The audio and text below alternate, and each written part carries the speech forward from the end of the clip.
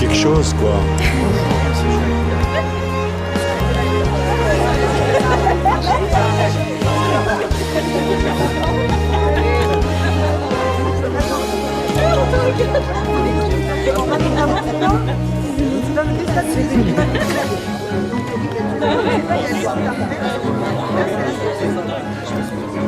Alors, elle est jolie? Tout bien, tout bien. Hein?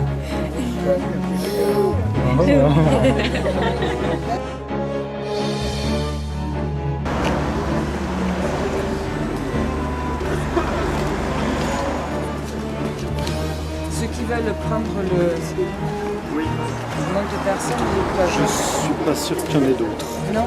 C'est surtout de la je crois qu'on est déjà monté.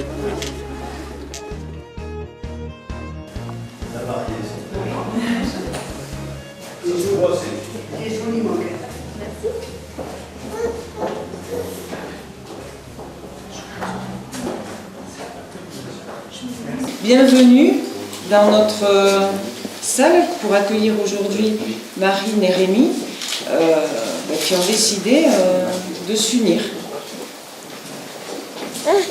Donc je vais vous faire... donc en tant qu'officier d'état civil, c'est aujourd'hui avec plaisir que je vous reçois. Vous, futurs époux, qui ont choisi la voie de l'engagement mutuel, un engagement civique et moral qui suppose pour les époux un respect réciproque, une assistance de chaque jour et une relation de fidélité. Ce n'est nullement une contrainte, bien au contraire, car tous ces ingrédients participent à l'enrichissement de votre vie désormais. Marine et Rémi m'ont confié que dès leur rencontre en 2014, et après une année de découverte, ils parlaient déjà de mariage. Pour notre plus grand plaisir, ils sont venus s'installer à Sévignac-Meirac et ils ont, dans leur petit nid, accueilli un très beau garçon, Ernest. Qui, Ernest, bien sûr, aimerait partager sa vie avec frères et sœurs. Hein? Vous ne le savez pas, mais il me l'a confié. D'accord ? La question que je me suis posée, qu'on pourrait se poser tous, mais pourquoi avoir choisi de poser vos valises à Sévignac-Meirac ? En parfait gentleman, Rémi a cédé aux envies de Marine, qui, rappelons-le, a vécu quelques 8 années sur la commune de Gand, Gand étant à une petite dizaine de kilomètres d'ici.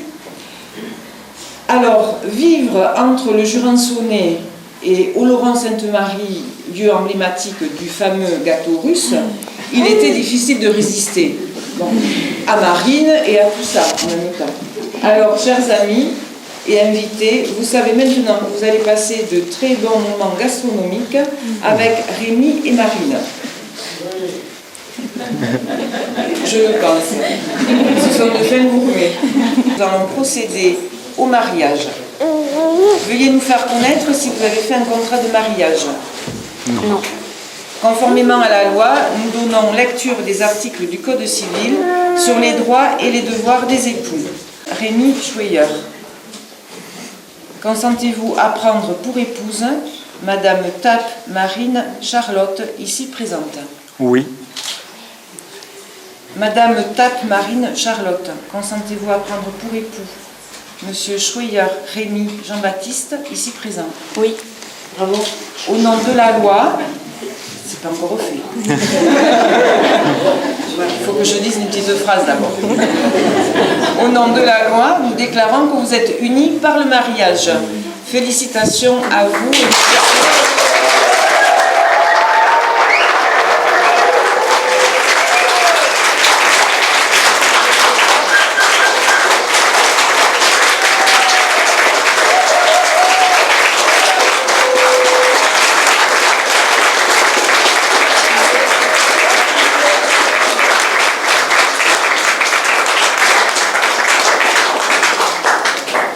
Les futurs époux ont déclaré qu'il n'a pas été fait de contrat de mariage.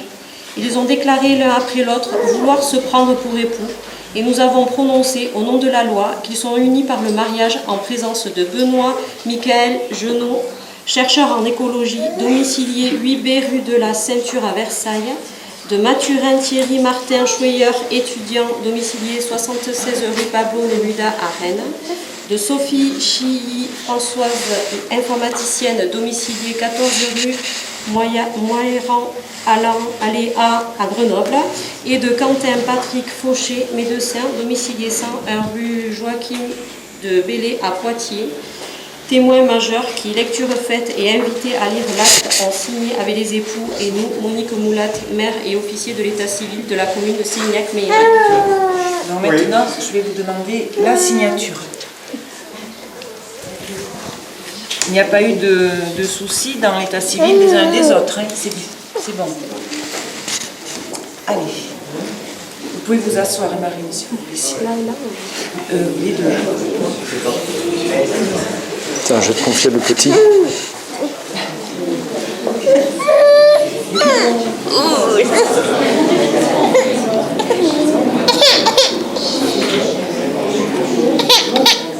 Si vous permettez. Il a très bien descendu.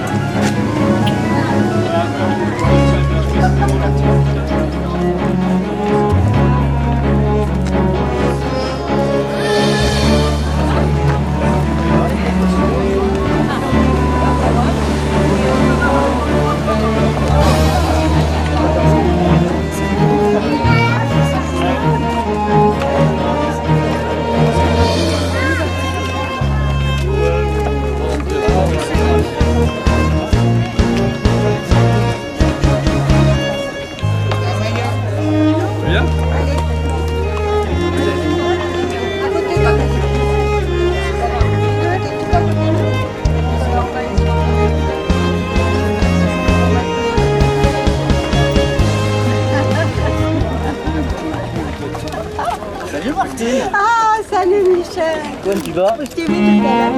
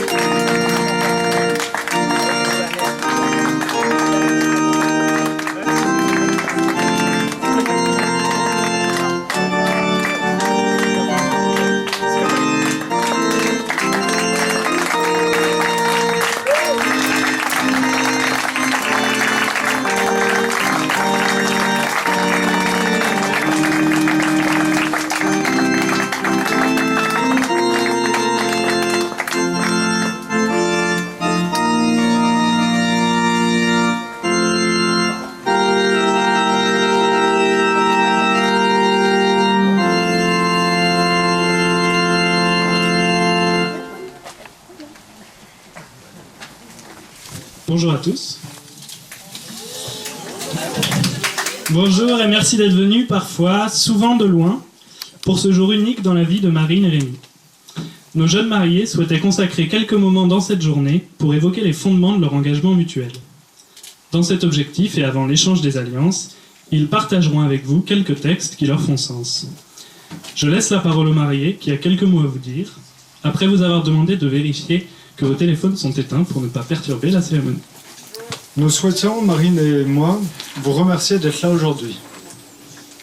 Nous sommes heureux de vous voir si nombreux, malgré le fait que Pau ne soit pas au centre de la France, ni de rien du tout d'ailleurs. Nos pensées se tournent cependant envers les personnes qui n'ont pas pu se joindre à nous ou qui nous ont quittés trop tôt. Cette bougie symbolise leur lumière.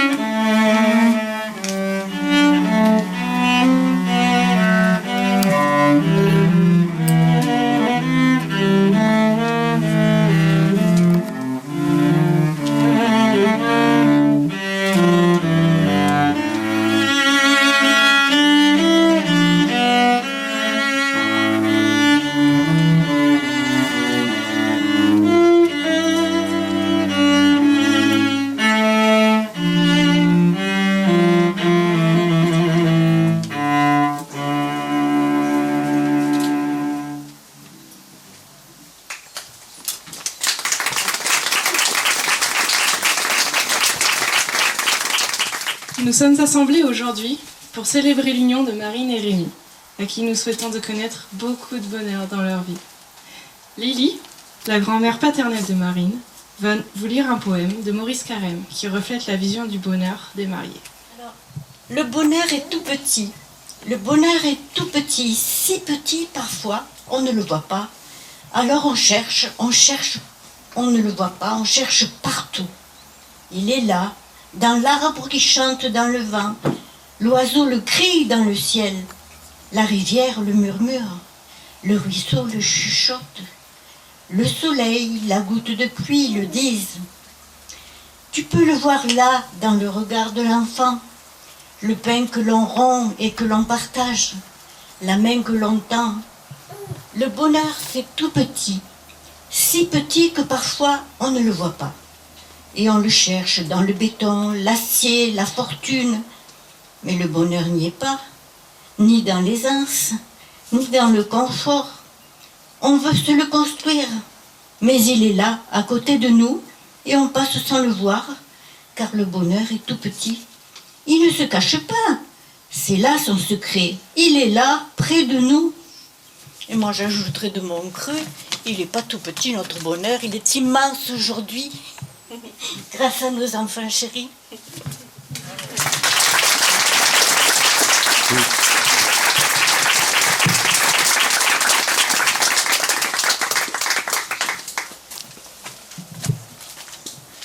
Quel plus grand bonheur qu'une vie remplie d'amour. Marion, la sœur de Rémi, va maintenant nous lire un texte de Mère Teresa qui parle d'amour. Et qui s'appelle Les gouttes d'amour. Ne vous imaginez pas que l'amour, pour être vrai, doit être extraordinaire. Ce dont on a besoin, c'est de continuer à aimer. Comment une lampe brille-t-elle, si ce n'est pas par l'apport continuel de petites gouttes d'huile? Qu'il n'y ait plus de gouttes d'huile, il n'y aura plus de lumière. Et l'époux dira « Je ne te connais pas ». Mes amis, que sont ces gouttes d'huile dans nos lampes? Elles sont les petites choses de la vie de tous les jours, la joie, la générosité, les petites paroles de bonté, l'humilité et la patience, simplement aussi une pensée pour les autres, notre manière de faire silence, d'écouter, de regarder, de pardonner, de parler et d'agir. Voilà les véritables gouttes d'amour qui font brûler toute une vie d'une vive flamme.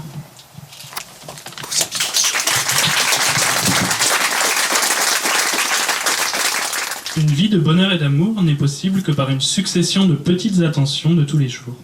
S'apprivoiser et entretenir l'écoute, la confiance et la communication.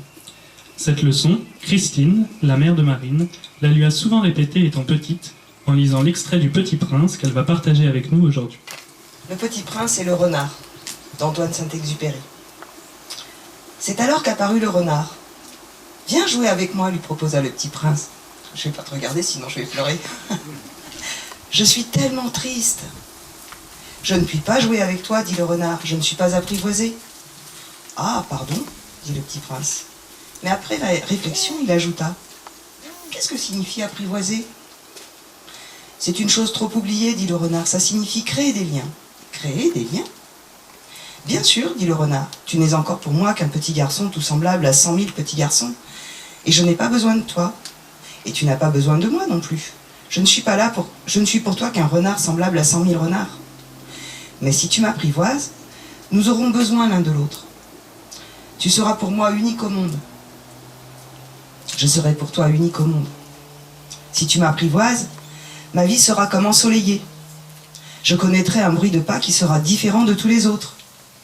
Les autres pas me font rentrer sous terre. Le tien m'appellera hors du terrier, comme une musique. Et puis regarde, tu vois là-bas les champs de blé ? Je ne mange pas de pain, le blé pour moi est inutile. Les champs de blé ne me rappellent rien, et ça c'est triste. Mais tu as des cheveux couleur d'or. Alors ce sera merveilleux quand tu m'auras apprivoisé. Le blé qui est doré me fera souvenir de toi. Et j'aimerais le bruit du vent dans les blés. Le renard se tut et regarda longuement le Petit Prince. « S'il te plaît, apprivoise-moi. »« Que faut-il faire » dit le Petit Prince. « Il faut être très patient, » répondit le renard. « Tu t'assoiras d'abord un peu loin de moi, comme ça, dans l'herbe. Je te regarderai du coin de l'œil et tu ne diras rien. Le langage est source de malentendus. Mais chaque jour, tu pourras t'asseoir un peu plus près. » Ainsi, le Petit Prince apprivoisa le renard. Et quand l'heure du départ fut proche, « Ah, dit le renard, je pleurerai. »« C'est ta faute, dit le Petit Prince. Je ne te souhaitais point de mal, mais tu as voulu que je t'apprivoise. »« Bien sûr, dit le renard. »« Mais tu vas pleurer, dit le Petit Prince. »« Bien sûr, dit le renard. »« Alors tu n'y gagnes rien. »« J'y gagne, dit le renard, à cause de la couleur du blé. » Puis il ajouta, « Va revoir les roses. Tu comprendras que la tienne est unique au monde. Tu reviendras me dire adieu, et je te ferai cadeau d'un secret. » Le Petit Prince s'en fut revoir les roses. « Vous êtes belles, mais vous êtes vides, leur dit-il. On ne peut pas mourir pour vous. Bien sûr, ma rose, à moi, un passant ordinaire croirait qu'elle vous ressemble, mais à elle seule, elle est plus importante que vous toutes. Puisque c'est elle que j'ai arrosée, puisque c'est elle que j'ai mise sous globe, puisque c'est elle que j'ai abritée par le paravent, puisque c'est elle dont j'ai tué les chenilles, sauf 2 ou 3 pour les papillons, puisque c'est elle que j'ai écouté se plaindre ou se vanter, ou même quelquefois se taire, puisque c'est ma rose. Adieu, il revint vers le renard. Adieu, dit-il. Adieu, dit le renard. Voici mon secret, il est très simple. On ne voit bien qu'avec le cœur. L'essentiel est invisible pour les yeux. C'est le temps que tu as perdu pour ta rose qui fait ta rose si importante. Les hommes ont oublié cette vérité, dit le renard. Mais tu ne dois pas l'oublier. Tu deviens responsable pour toujours de ce que tu as apprivoisé. Tu es responsable de ta rose.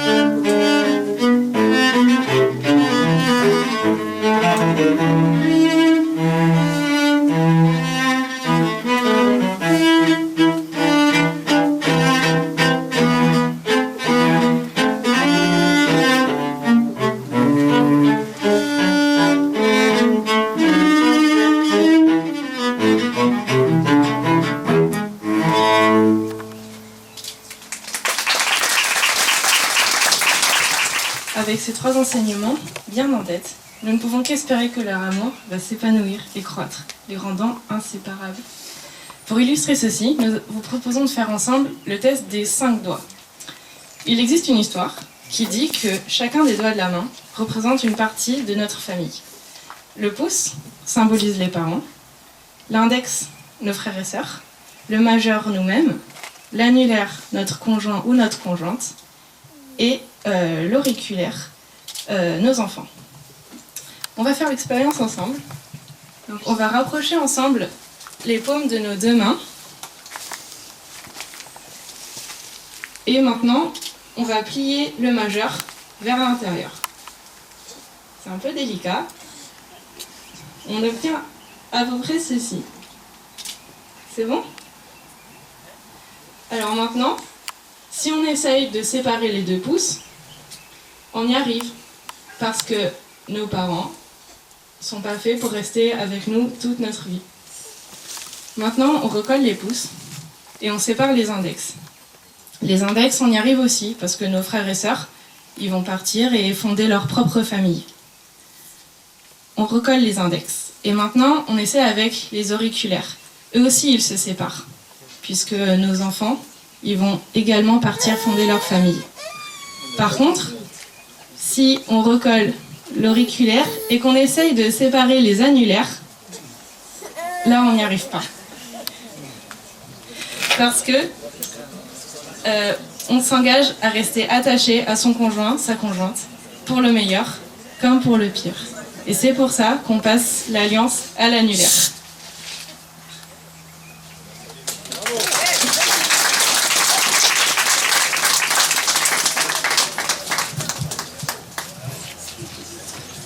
Mathurin, le frère de Rémi, qui est aussi son témoin, va à présent lire un texte sur l'engagement qui leur est particulièrement cher. Avant de prendre pied sur un glacier qui permettra d'atteindre un sommet, avant d'entreprendre l'escalade d'une paroi, il y a toujours un arrêt indispensable. C'est le moment de chausser les crampons et de s'encorder. L'opération est importante et demande de mettre toute son attention en prenant son temps. Il peut y aller de la vie de chacun. Vous voici liés, reliés à votre compagnon de cordée, vous dépendez l'un de l'autre, vous êtes obligés de respecter le rythme de l'autre. Lorsqu'en escalade, vous êtes en difficulté, cherchant vos prises, vous pouvez dire ou crier « vas-y » ou « du mou ». Lorsque se présente un passage aérien, vous vous sentez en sécurité parce que votre compagnon a pris une assurance sur un béquet. N'êtes-vous donc plus libre parce que vous avez à marcher ensemble, attentifs l'un à l'autre, vous attendant, vous épaulant, sachant que vous pouvez compter l'un sur l'autre? Liés pour les passages faciles comme pour ceux qui sont plus difficiles, ayant besoin de l'autre pour les joies à découvrir comme pour les risques à prendre, avez-vous l'impression d'avoir perdu votre liberté? Vous vous sentez pleinement libre, pouvant faire ce qui, seul, vous paraît impossible. Votre acharnement, loin d'être une entrave, est pour vous une nouvelle sécurité, source de joie. Il permet des audaces qui, autrement, seraient des imprudences.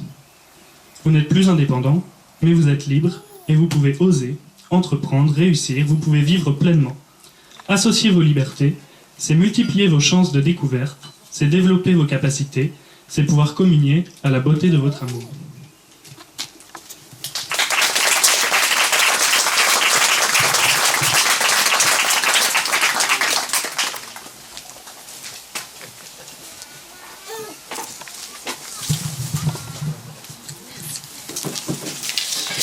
Nous allons maintenant faire éclore une fleur de thé qui va s'épanouir dans l'eau, comme je l'espère notre couple le fera dans le temps.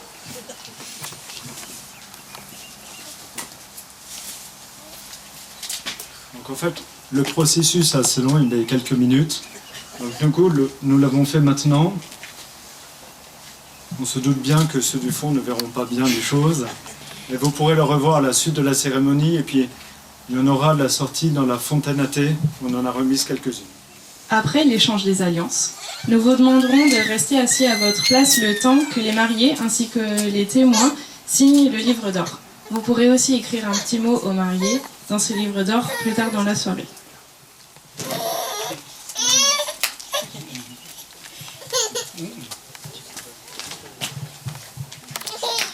Par ces alliances, engagement l'un envers l'autre.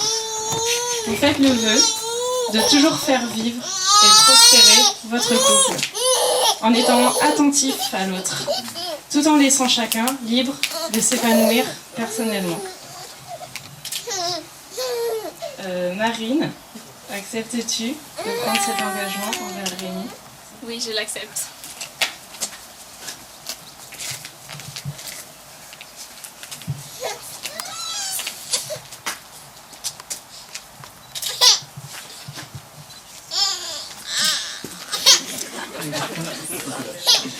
Rémi, acceptes-tu de prendre cet engagement envers Marie? Oui, je l'accepte.